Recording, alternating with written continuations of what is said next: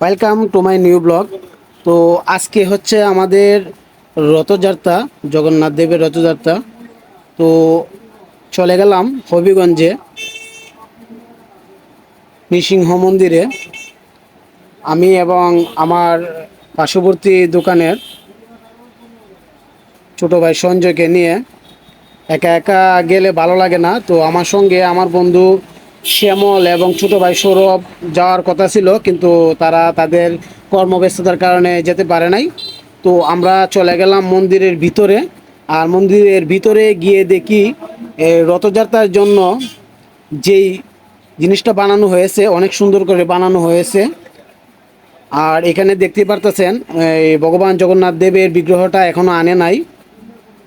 তো আমি এবং সঞ্জয় অপেক্ষা করতেছি কখন ভগবান নৃসিংহদেবের ভগবান জগন্নাথ দেবের বিগ্রহটা আনে, ওইখানে রথের ভিতরে রাখে এনে।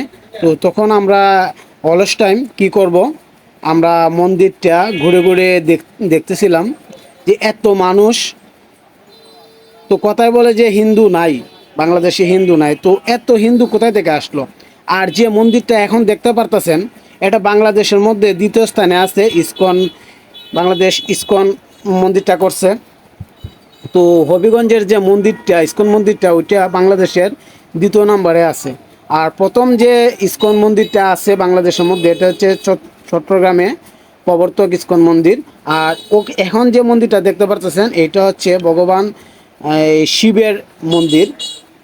তো আলাদা আলাদা এখানে মন্দির আছে। তো আজকে প্রচণ্ড ভিড় মানুষের, রথযাত্রা উপলক্ষে মন্দিরে প্রচুর মানুষ আসছে এখানে, যা বলার বাইরে। আর যে বৈষ্ণবরা আছে এখানে, প্রায় 95% বৈষ্ণব আমাদের পরিচিত, কিন্তু আজকে পরিচিতের কোনো দাম নাই। আজকে যে যে যার কাজে ব্যস্ত। তো আমরা চলে গেলাম প্রসাদ পাওয়ার জন্য। আর গিয়ে দেখি এখানেও প্রচুর ভিড়, যা বলার বাইরে। এখানে প্রবেশ করতে প্রায় 15 থেকে 20 মিনিট লেগে গেছে আমাদের। আর যেদিকে আপনি প্রবেশ করবেন সেদিকে কিন্তু আপনি বের হতে পারবেন না, উল্টো দিকে বের হতে হবে। তো অনেক সুন্দর পরিবেশ তাদের এখানে। ভলেন্টিয়াররা তারা খুব যত্ন সহকারে মানুষকে প্রসাদ দিচ্ছিল। তো প্রসাদ শেষ করে আমরা চলে আসলাম আবারও মূল স্থানে, যেখানে ভগবান জগন্নাথ দেবের রথ সাজানো হয়েছে। ওইখানে আবার চলে আসলাম। আর আমি চলে গেলাম যে দ্বিতীয় তলা থেকে ভিডিওটা শ্যুট করলে ভালো হবে, কারণ আমার কাছে তো ড্রোন নেই, ড্রোন ছাড়া ভিডিওটা সুন্দর হয় না। তো আমি চলে গেলাম দ্বিতীয় তলাতে উঠে আমি ভিডিওটা খুব সুন্দর করে ধারণ করলাম। আর তারপর ওইখান থেকে চলে গেলাম মেন রোডে, কালীবাড়ি রোডে। বাইক নিয়ে যেতে আমার অনেক সমস্যা হয়েছে, অনেক জাম অতিক্রম করে যেতে হয়েছে। আর গিয়ে দেখি এখানে অনেক ভলেন্টিয়ার, যা বলার বাইরে। তারপর পুলিশও আছে, আইনশৃঙ্খলা বাহিনীর পুলিশও আছে। সামনে পিছে গাড়ি, রথের সামনে পিছে গাড়ি। তারপর এখানে দেখেন শ্রীকৃষ্ণ এবং রাধা সাজানো হয়েছে খুব সুন্দর করে। আর ভলেন্টিয়ার এত বেশি, যা বলার বাইরে। পুলিশও এত বেশি নাই।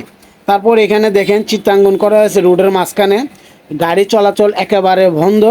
তো সবাইকে জানাই অসংখ্য ধন্যবাদ আমার ভিডিওটি দেখার জন্য। আর যারা আমার পেজটি এখনও ফলো করেন নাই, তারা আমার পেজটি ফলো করে দেবেন এবং আমার ভিডিওতে লাইক কমেন্ট করে সবসময় পাশে থাকবেন। এই প্রত্যাশায় আমার ভিডিওটি এখানেই শেষ করছি। জয় জগন্নাথ দেব।